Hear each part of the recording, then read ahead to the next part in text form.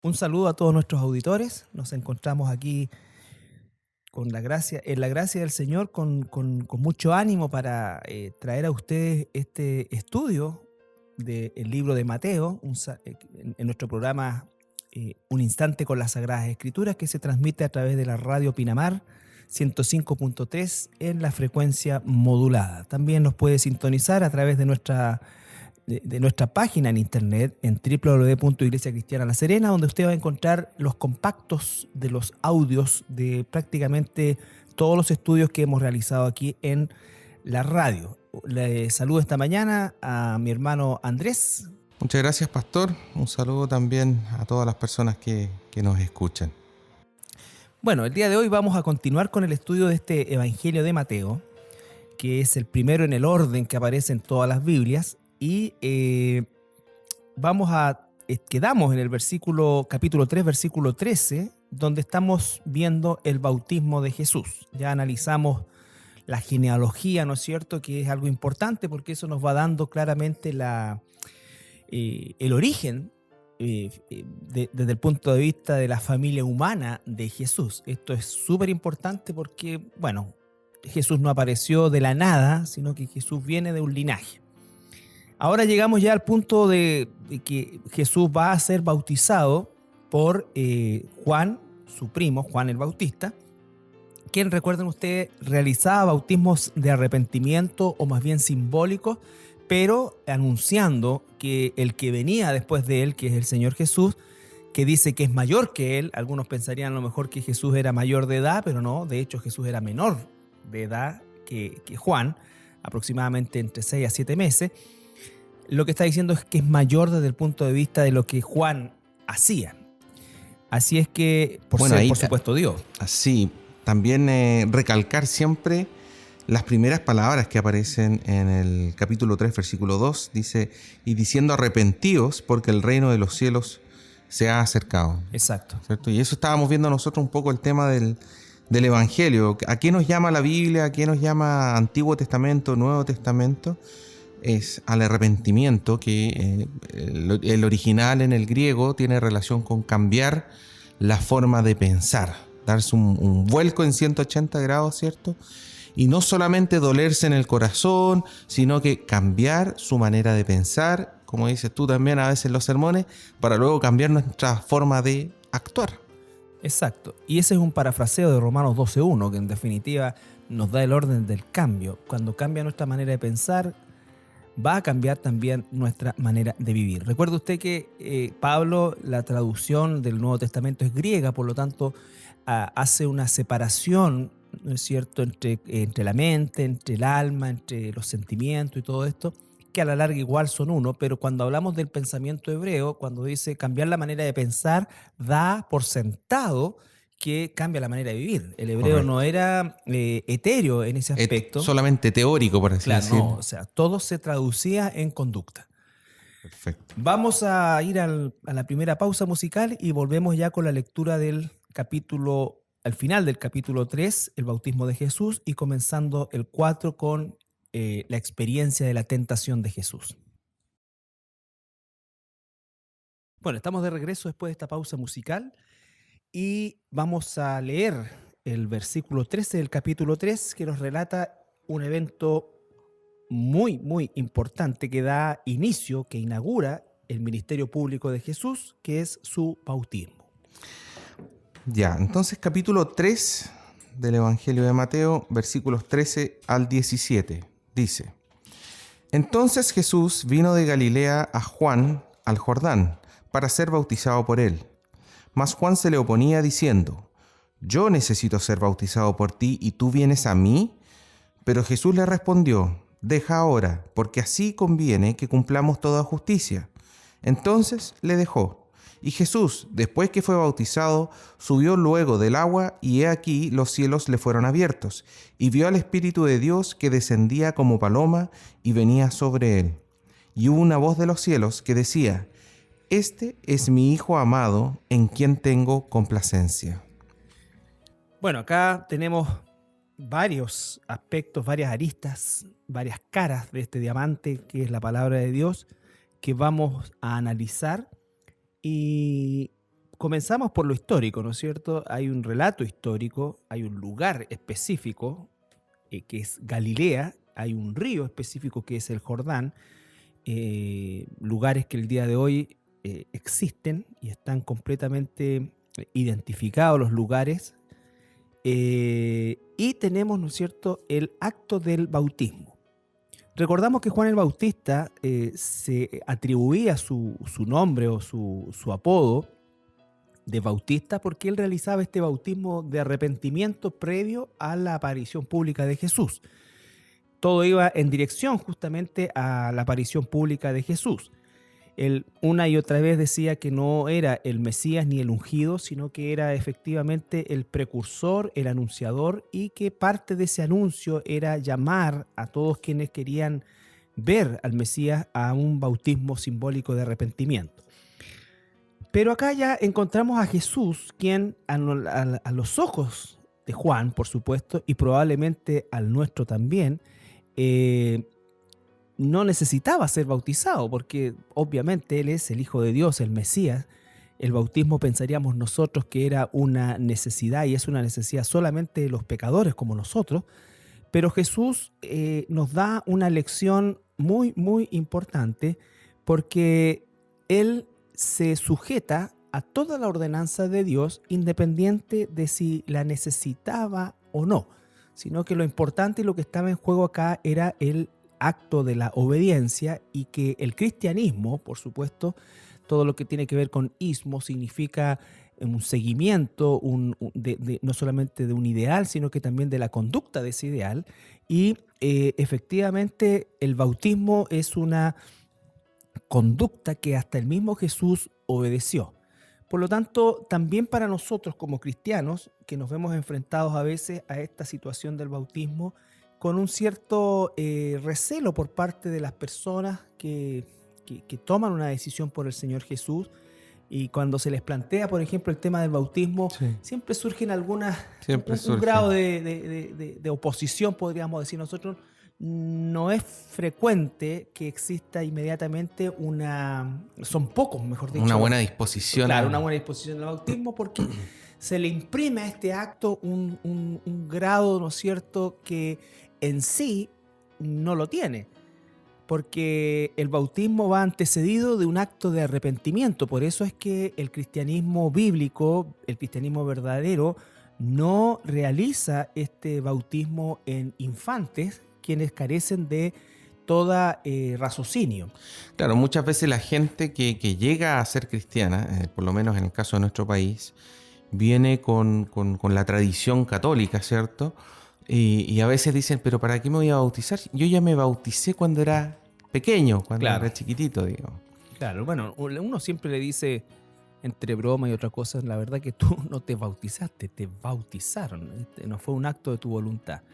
Y esto, tal como dices tú, Andrés, estamos insertos en una cultura, desgraciadamente, en una cultura católica romana, y este tema del bautismo no es menor en cuanto al concepto de las tradiciones católicas romanas, y de todo corazón quisiéramos aprovechar la oportunidad de poder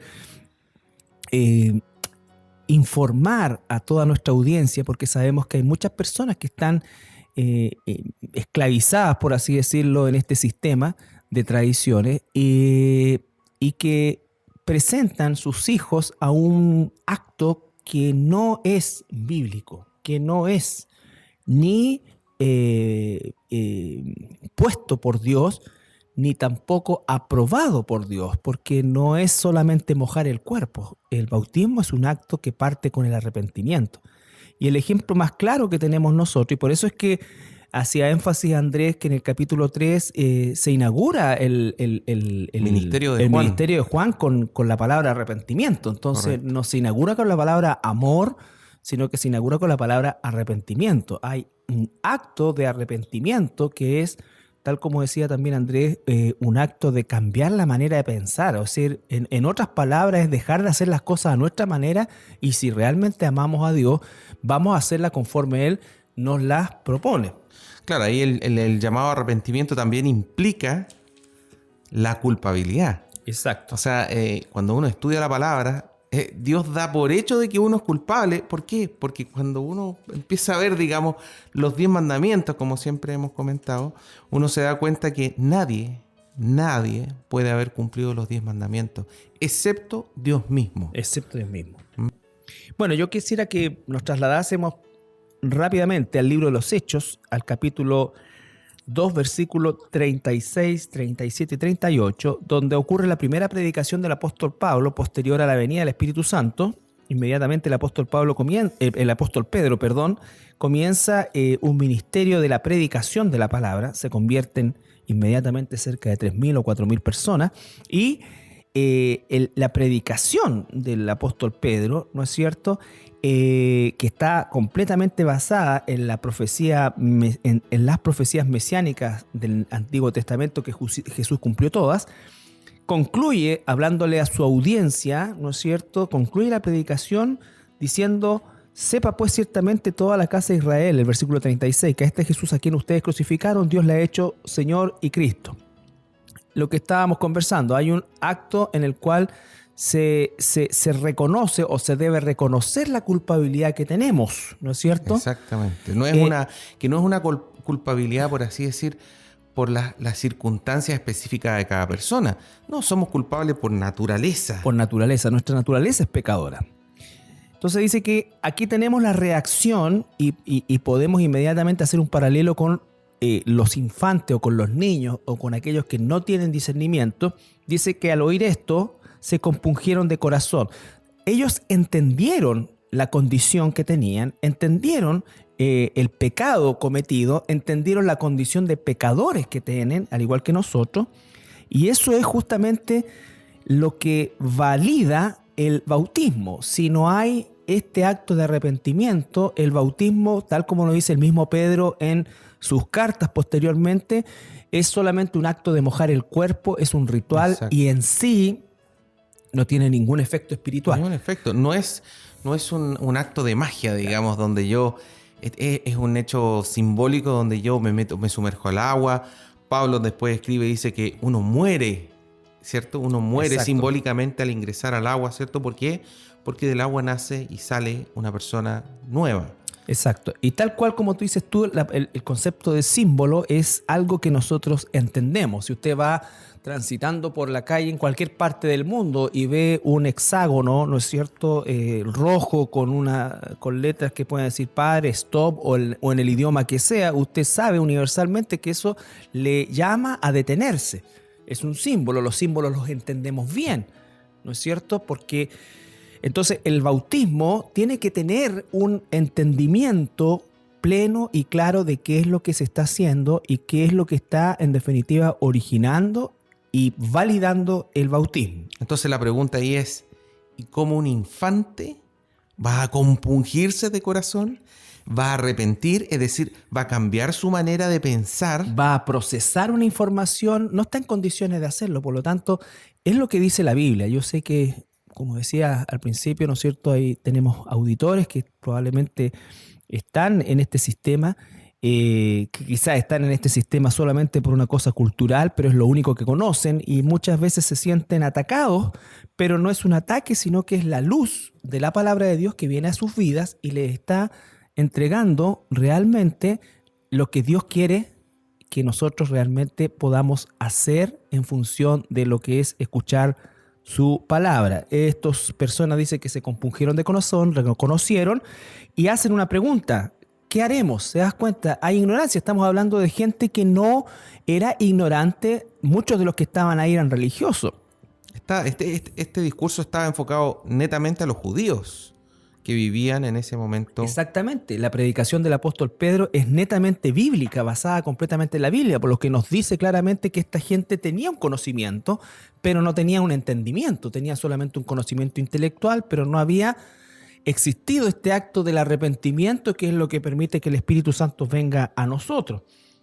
Y la respuesta de Pedro es bien simple, directa y concreta. Primero, arrepiéntanse y luego bautícense. Primero, arrepiéntanse. No dice bautícense y arrepiéntanse, o no dice solamente bautícense. Mucha gente dice, ¿no es cierto?, quiero bautizarme. Y la pregunta inmediata es, ¿te has arrepentido? Si no te has arrepentido, no tiene ningún sentido que te bautice, no tiene ningún sentido, no tiene ningún efecto y además puede llevar a la persona al engaño de creer algo que no es. Eso es religiosidad, nada más. Exactamente. La palabra nos llama, digamos, y nos ofrece la libertad. No solamente la libertad del pecado, sino que también la libertad de todo este sistema de religiosidad que en el fondo está llena de rituales, ritos. Y el rito asume de que yo al hacer algo físicamente va a haber un cambio en mi espiritual. Y no es así. Lo que se está planteando acá es primero un cambio espiritual, el arrepentirse, el compungirse, el cambiar su forma de pensar. Y luego efectuar un acto público, ¿cierto? Que sería este bautizo físico, porque yo me mojo, digamos, y es un símbolo básicamente. Pero lo primero es arrepentirse. El arrepentimiento. Y aquí explica bien qué es lo que es el bautismo y qué es lo que es, digamos, este acto que es de carácter sobrenatural. La Biblia dice que nadie puede reconocer a Jesús como Señor si el Espíritu Santo no está en él. ¿No es cierto? Y nadie que tenga el Espíritu Santo de Dios puede llamar a Jesús anatema. Por lo tanto, ¿qué es lo que ocurre acá? Dice, arrepiéntense y bautícese cada uno de ustedes en el nombre de Jesucristo para, ahí está, perdón de los pecados y recibirán el regalo, el don del Espíritu Santo.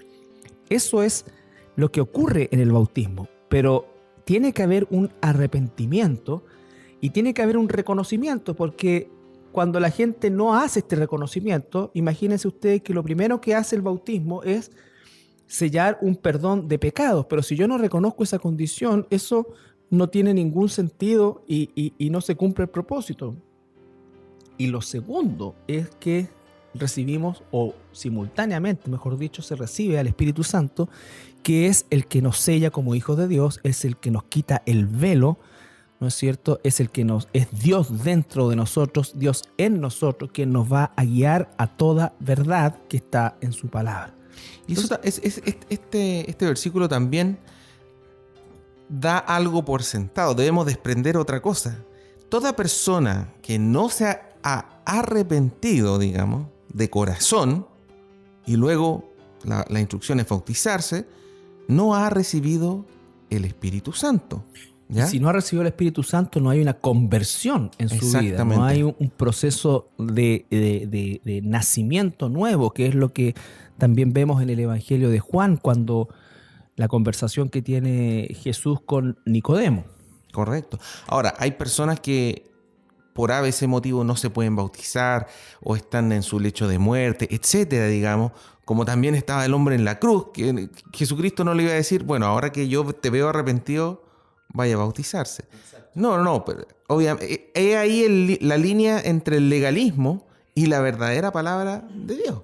Exacto. La excepción hace la regla, es un dicho que tenemos nosotros seres humanos, pero es muy cierto en este momento, ¿no es cierto? En esta parte del bautismo, porque efectivamente hubieron, y quizás el ejemplo más grande es el ladrón en la cruz, quien se convierte al Señor, pero que obviamente no se bautiza. Por eso decimos que el arrepentimiento es lo previo al bautismo, y el bautismo lo que hace es confirmar ese arrepentimiento de manera pública. No obstante, cuando no existe ningún impedimento y no hay o hay obstáculos para el bautismo, uno puede perfectamente cuestionar el arrepentimiento. Porque el alma arrepentida querrá bautizarse. Esta gente que dice ahí, por ejemplo, cuando seguimos nosotros leyendo, ¿no es cierto? En el versículo 41, en el capítulo 2 de Hechos 41, dice, así que los que recibieron su palabra, te das cuenta, recibieron su palabra, vale decir, un proceso de entendimiento. Ese proceso de entendimiento llevó a un proceso de reconocimiento que derivó en un arrepentimiento, y eso generó la acción inmediata. La gente dice que en ese momento se bautizaron y se añadieron a aquel día como 3.000 personas. Entonces, 3.000 personas escucharon, o aproximadamente, o más de 3.000 personas escucharon, procesaron, entendieron, se arrepintieron y se bautizaron. En ese momento, sin un impedimento, ¿no es cierto? Sin decir, bueno, ¿por qué? Porque es el Espíritu Santo mismo quien nos guía a toda verdad. Es el que nos guía a toda verdad. Bueno, en el versículo 16 en adelante es interesante porque dice: y Jesús, después que fue bautizado, subió luego del agua, y he aquí los cielos le fueron abiertos, y vio al Espíritu de Dios que descendía como paloma y venía sobre él. Y hubo una voz de los cielos que decía: este es mi Hijo amado, en quien tengo complacencia. Aquí podemos apreciar en esta historia, digamos, el bautismo de Jesús, las tres entidades que forman las tres personas de Dios. ¿Ya? Tenemos a Dios Padre, que es quien habla finalmente, ¿cierto? Y dice: este es mi Hijo amado en quien tengo complacencia. Vemos a Jesucristo que estaba saliendo del agua, el Hijo, Dios Hijo, y tenemos el Espíritu Santo, ¿cierto? Dios Espíritu Santo, que toma la forma de una paloma, dice, y reposa sobre Jesús. Uh-huh. Esto, bueno, la palabra Trinidad no aparece en la Escritura como palabra, pero el concepto no solamente, aquí tenemos una muestra clara de que Dios es tres personas, ¿no es cierto?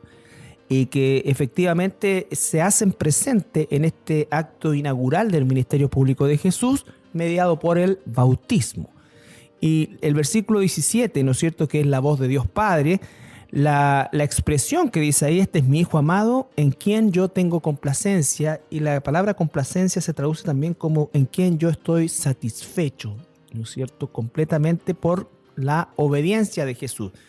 Recuerda que Jesús pudo haber dicho, estamos parafraseando, ¿no es cierto?, mira, Juan, en realidad el bautismo no es para mí porque yo soy Dios, ¿no es cierto?, sino que él dice: hagamos todo o cumplamos todo lo que está escrito. Claro, y uno se pregunta, bueno, ¿y por qué Dios tuvo complacencia de Jesús? Y nosotros vemos que en realidad fue el único ser que vivió en este mundo de manera carnal, es decir, con cuerpo, con hueso, y que no cometió pecado. Exacto. Entonces, el tema de por qué es tan importante Jesús crucificado, no es un mártir más, no es una persona más, entre comillas, buena de este mundo, que murió de manera cruel e injusta. No, es el Hijo de Dios, es un ser absolutamente perfecto y es el único que en toda su vida nunca jamás pecó. Y eso es lo que realmente lo hace en el único sacrificio que Dios va a aceptar, digamos. Exacto, aquí tenemos, ¿no es cierto?, la muerte vicaria de Jesús, lo que estás diciendo tú.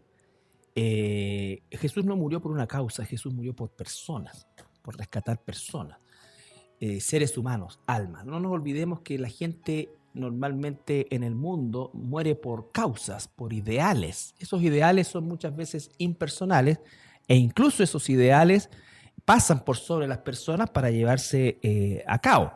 Pero en este caso Jesús muere no por ideales, sino que muere por personas.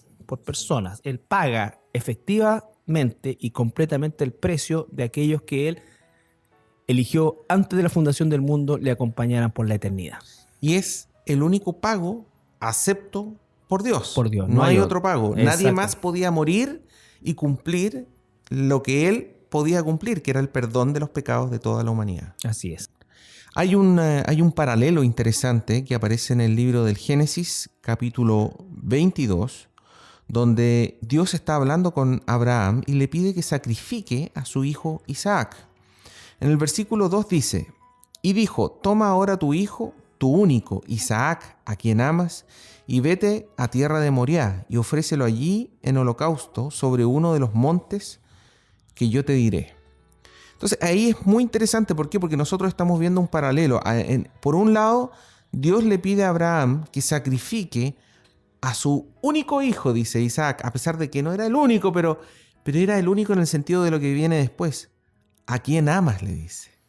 ¿A quién amas? El único a quien tú amas, yo quiero que tú vayas allá y lo sacrifiques. Y eso podemos ver el paralelo con lo que dijo Dios cuando apareció el Espíritu Santo en forma de paloma, ¿cierto?, que se posó sobre Jesús y le dijo: este es mi Hijo amado en quien tengo complacencia. Uh-huh. Entregaría a ese mismo Hijo amado a la cruz por nuestros pecados. Hubo un reemplazo para Isaac, pero no hubo un reemplazo para Jesús. En el fondo, Isaac iba a ser reemplazado por Jesús. Claro. De hecho, en el capítulo 2 nosotros leíamos que Isaac llegó junto a su padre y 2 personas más que lo acompañaban a la base del monte Moriah, en un burrito. Y después vemos cientos de años después, ¿cierto? Miles de años después, vemos que Jesús se sube en un burrito para entrar al mismo monte Moriah que tenía otro nombre. Sí. Es decir, se baja Isaac y se sube Jesús al sacrificio. ¿Ah? Y en la historia, digamos, que se relata entre Abraham y su hijo Isaac, vemos que el sacrificio a último minuto, ¿cierto?, es reemplazado por un cordero que tenía sus cuernos, dice, agarrados o trabados en un espino. Uh-huh. Y después vemos nuevamente milenios después, más de 1000 años después, a Jesús que le colocan una corona de espina. Entonces aquí vemos realmente toda la analogía, todo el paralelo. Lo maravilloso que es las escrituras, digamos, que con miles de años de anticipación vemos cómo Jesucristo realmente cumple todas las profecías, toda la escritura, todo lo necesario, como le dice a Juan, deja porque es necesario que se haga toda la justicia. Se cumpla toda la justicia. Se cumpla toda la justicia, toda la justificación también de nosotros por nuestros pecados. Así es. Vamos a ir a una pausa musical y seguimos adelante con el capítulo 4 de este maravilloso evangelio. Bien, estamos de regreso y vamos a leer el capítulo 4 desde el versículo 1 al 11. Entonces Jesús fue llevado por el Espíritu al desierto para ser tentado por el diablo. Y después de haber ayunado 40 días y 40 noches, tuvo hambre. Y vino a él el tentador y le dijo: si eres hijo de Dios, di que estas piedras se conviertan en pan. Él respondió y dijo: escrito está, no solo de pan vivirá el hombre, sino de toda palabra que sale de la boca de Dios. Entonces el diablo le llevó a la santa ciudad y le puso sobre el pináculo del templo, y le dijo: si eres hijo de Dios, échate abajo, porque escrito está, a sus ángeles mandará acerca de ti, y en sus manos te sostendrán, para que no tropieces con tu pie en piedra. Jesús le dijo: escrito está también, no tentarás al Señor tu Dios. Otra vez le llevó el diablo a un monte muy alto y le mostró todos los reinos del mundo y la gloria de ellos, y le dijo: todo esto te daré si postrado me adorares. Entonces Jesús le dijo: vete, Satanás, porque escrito está, al Señor tu Dios adorarás y a Él solo servirás. El diablo entonces le dejó, y he aquí vinieron ángeles y le servían. Bueno, esta es una escena, no es una escena, pero recuerden que estamos hablando de un resumen, por así decir, de 40 días en ayuno, en oración, en concentración de Jesús para comenzar ya su ministerio público en Galilea. Resulta, por lo menos para mí, escalofriante leer esto, porque ver la misma figura de Satanás, del diablo, osadamente llevando a Jesús a un plano de tentación para buscar justamente abortar la misión redentora de Jesús. Algo que nosotros hoy día lo leemos, ¿no es cierto?, pero que tuvo un carácter más bien solo. No había más gente en ese lugar, no es un evento público, sino que es un evento de lo personal de Jesús. Y esto nos habla también de que nosotros es necesario que nos fortalezcamos en lo íntimo con Dios para que podamos responder bíblicamente y espiritualmente en lo público. Ahí es donde se forja realmente nuestro carácter como cristianos, nuestra relación con Dios. Como la oración. Como la oración, ¿no es cierto? La oración, Jesucristo en el Sermón del Monte, digamos, también nos llama a orar con nuestro Padre en lo secreto. En lo secreto, exacto. Entonces, en lo secreto y en lo público también, porque también nos llama a congregarnos. O sea, son ambas cosas. Sí, no es una en desmedro de otra, sino que son ambas cosas en una consistencia plena. Jesús es llevado al desierto Y fíjense ustedes que inmediatamente nos llama la atención en el versículo 1 que es llevado por el Espíritu.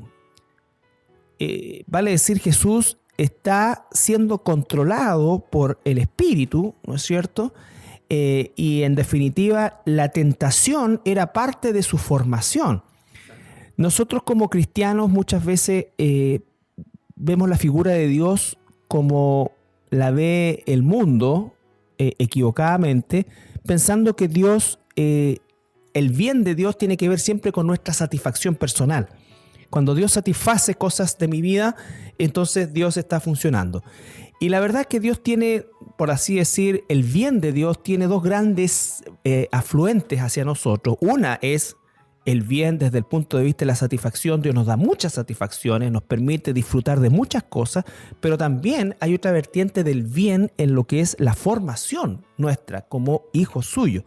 Y en el área de la formación está todo aquello que el Señor usa como herramientas formativas, valga la redundancia, de nuestro carácter como cristianos. Y aquí claramente el Señor, nuestro Dios, el mismo Espíritu Santo, está llevando a Jesús a una situación muy compleja, muy complicada, muy tentadora, muy disfrazada también, porque no se olviden que Satanás comienza a utilizar las mismas escrituras, ¿no es cierto? Utiliza la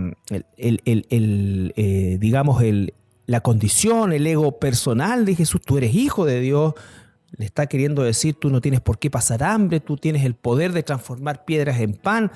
Entonces, hay muchas cosas que se conjugan dentro de esta escena de la tentación que nos llevan al hecho de que efectivamente, primero que nada, aquí hay un control del espíritu en cuanto a la acción de permitir y llevar a Jesús a este plano de tentación.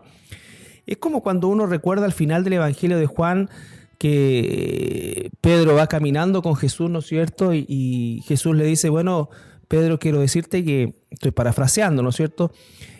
Satanás los ha pedido para zarandearnos. Probablemente la respuesta nuestra habría sido, me imagino que le dijiste que no.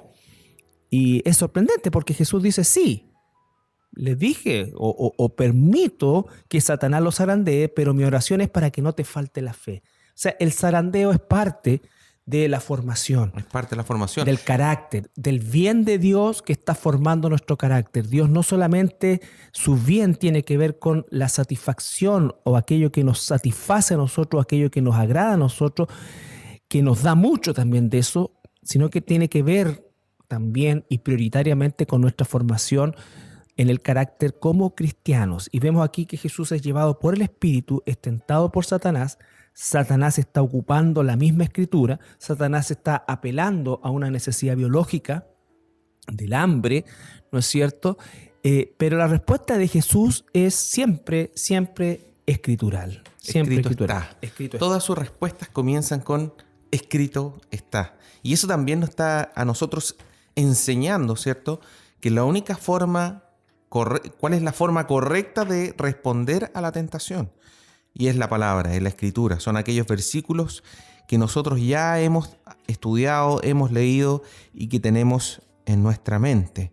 Hay una cierta confusión muchas veces que pueden ser incluso de repente dentro del ámbito cristiano respecto a la tentación y la diferencia entre la tentación y el pecado. Jesús fue tentado en todo, dice, ¿cierto? Pero no pecó jamás. Entonces, si usted, señor, señora, es tentado, joven, no implica de que usted ha pecado. El Señor siempre nos llama, como dices tú, no a que no seamos tentados, sino a que no caigamos en la tentación, es decir, que no pequemos. Es lo que aparece en la oración del Padre Nuestro, ¿cierto? Dice, no nos metas en tentaciones, el deseo que todos nosotros tenemos, pero a veces el Señor nos va a meter en tentación porque nos va a probar. Exactamente, y el problema es cuando caemos y pecamos. Ese es el principal problema, por así decirlo. Sí. Pero la tentación en sí también es parte del proceso de crecimiento espiritual. Sí. Y recuerde usted que el concepto tentación o la palabra tentación, normalmente, sobre todo en nuestra cultura occidental y en la época que estamos viviendo, la gente tiende a asociarla con el ámbito sexual. Y la tentación es, genéricamente, es cualquier cosa que nos invite al pecado. Nosotros a veces tenemos malos pensamientos hacia personas, tenemos la tentación de decir palabras equivocadas, malas palabras. Estamos permanentemente nosotros empujados, invitados muchas veces, ¿no es cierto?, de manera muy sutil, otras de manera francamente grosera, pero como sea el caso, siempre estamos teniendo una invitación al pecado. Entonces, el poder conocer la Escritura nos da el discernimiento de poder efectivamente distinguir entre lo bueno y lo malo, ya no en relación a lo que dice la cultura, no en relación a lo que dice la sociedad, no en relación a lo que pienso yo, sino a lo que dice Dios. Eso es, en definitiva, poder discernir y poder luchar contra la tentación. Vamos a nuestra última pausa musical y a la vuelta ya despedimos el programa de hoy. Bien, bueno, ya estamos de vuelta y esta última parte del programa la dedicamos para poder despedirnos de ustedes, pero también para invitarles a nuestra congregación. Si usted no tiene un lugar donde congregarse, pues puede decidir venir, visitarnos, conocernos y congregarse en nuestra iglesia. Estamos ubicados en la colina San Joaquín, en Francisco Aristía 2806. También puede participar de nuestro servicio principal el día domingo a las 11:30 de la mañana y de nuestros estudios bíblicos el día miércoles. Bueno, y ahí se enterará también de las múltiples actividades que nosotros tenemos como iglesia a lo largo de toda la semana. También están los servicios, los estudios, estas mismas grabaciones de la radio, todas disponibles en www.iglesiacristianalaserena.cl. Así es, y usted puede descargar mucho material que hay ahí completamente gratuito para ser un granito de arena en la edificación doctrinal de su vida como un hijo, una hija de Dios. Así es que queremos darle las gracias por su sintonía y dejarlos invitados para la próxima semana también a un instante con las Sagradas Escrituras aquí a través de la radio Pinamar. Hermano Andrés. Muchas bendiciones, hermano. Que Dios les bendiga.